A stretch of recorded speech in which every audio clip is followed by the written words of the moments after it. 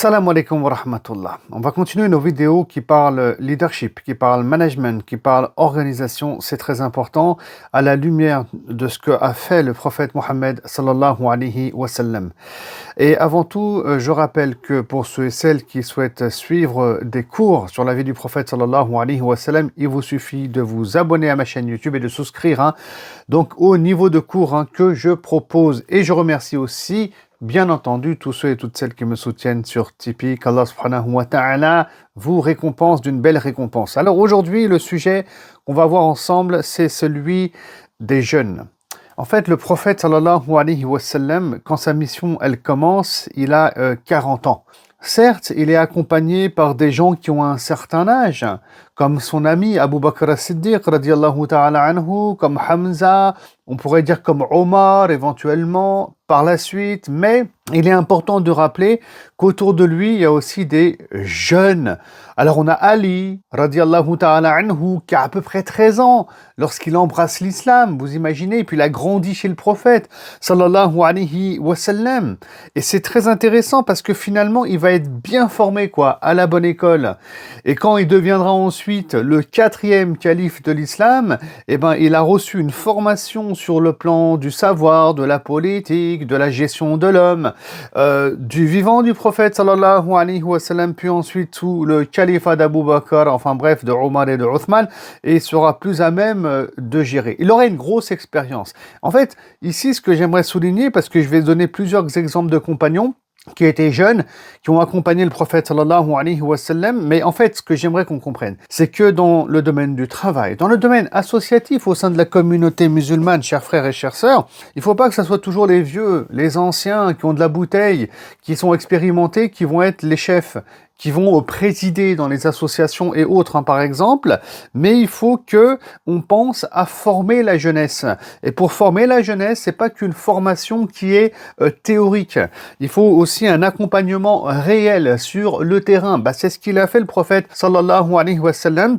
Et parce que les gens, ensuite, ils meurent. On va tous mourir un jour, subhanallah. Et donc, si quelqu'un meurt et il a un certain âge, comme ici le prophète sallallahu alayhi wa sallam, à 63 ans, il faut pas que le projet meure avec.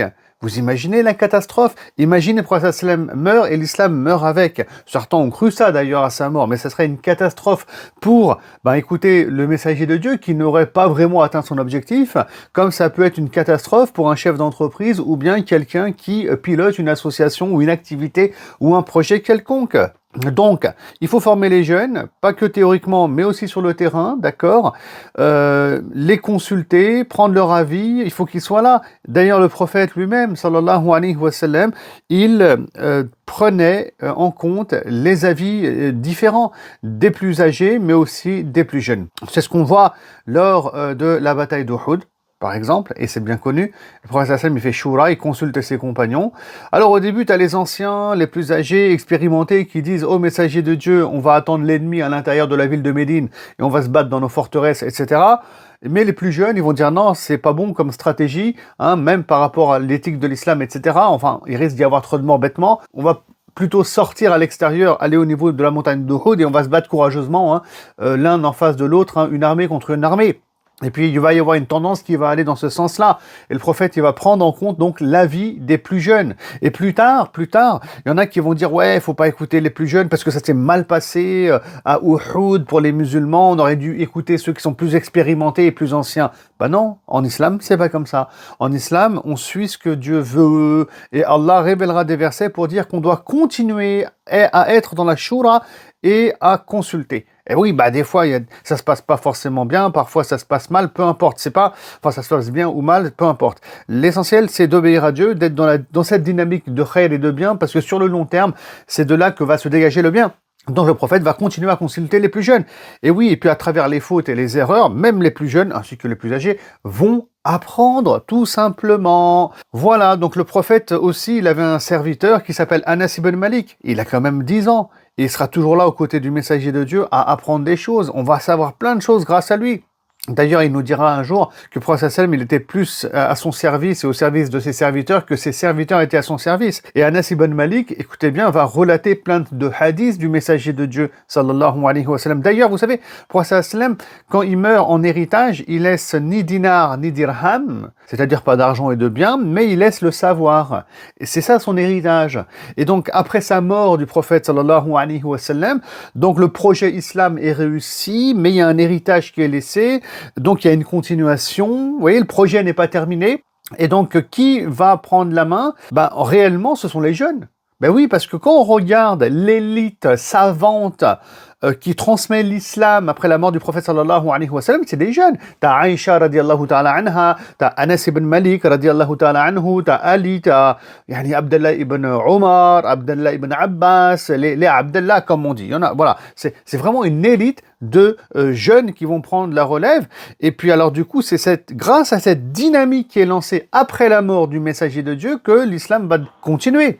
C'est pour ça que nous aussi, si on veut que notre projet soit finalement pérennisé, c'est un mot important, et qu'il ne s'arrête pas à notre action à nous, et on tient à ce que ça continue même après notre disparition, eh ben, il faut former des jeunes, des gens de confiance.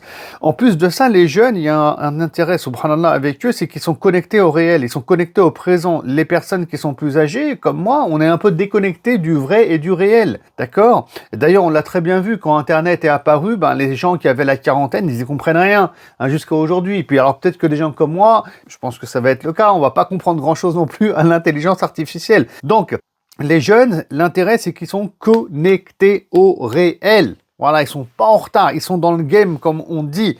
Et par conséquent, il faut vraiment les considérer, les mettre en avant, les préparer à prendre la relève. Tout simplement. Voilà, c'était la vidéo d'aujourd'hui, une vidéo bien sûr très importante, et j'ai oublié de parler aussi d'Aïcha, enfin non, j'en ai parlé un peu, khair incha'Allah, et donc on continuera très prochainement avec d'autres thématiques sur tout ce qui est en lien avec l'organisation, le développement, leadership, management, etc.